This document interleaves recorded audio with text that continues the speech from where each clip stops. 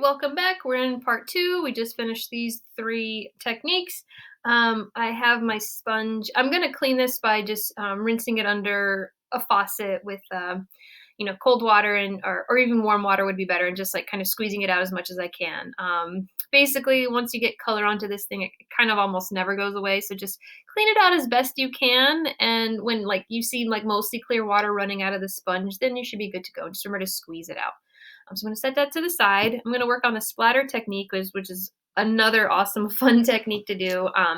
And splattering paint is a little messy and random, so I'm going to cover up my other boxes so that I don't mess anything else up. So I just had some random mail that I'm using to cover up the other boxes. So with splattering paint, I'm going to take some paint up onto your brush and just some like somewhat loose paint. And then what you could do is just take another like little stick or something and just tap your paintbrush against the stick, and you'll start to get little splatters. And notice that it is very randomized, so it'll get onto other areas, and I'm hoping it doesn't get onto my clothes right now. Okay, and then what's really awesome and fun and pretty is if you pick up another color. And then I'll try to do a lighter color so that you could see it better on camera. Picking up some yellow orange now. Okay, and if we could just scoot down closer, it's really, really cool. And that's another really great technique along with sponging. It creates awesome textures. So, okay, that's good. I'm gonna get rid of these now. I protected everything, awesome. All right, I'm gonna go with the masking tape. Now, I'm gonna give you a few options. I had some extra painter's tape, so I can use some of this. This is just a resist. So we're gonna put stuff down that resists the paint. I'll do a couple pieces like that.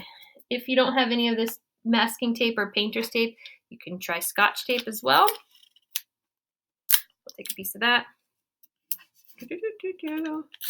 Maybe one more little piece. And then if you still don't have any of these things, I provided, don't push it down too hard because you want to lift it later. I provided a white crayon so you can practice resisting again with that. Okay, and then basically just the tapes and the wax crayon resists your paint. So you could paint over it. And if there's areas of your painting that you want to protect, you don't want any paint to get onto, or you want to have like a secret message show up, you can do that. And then after this dries, I can pull these tapes up and see the areas of the page that were protected. Okay, move on to the damp brush lift. So what I'm going to do is basically watercolors, they're additive and they're subtractive, meaning I can put more and more paint down, but if I'm unhappy with something, I can always lift some paint up. So right now we'll just do this very, very loosely with some nice loose watery paint. Okay, and this is like a classic move. This is how they make clouds usually. Okay,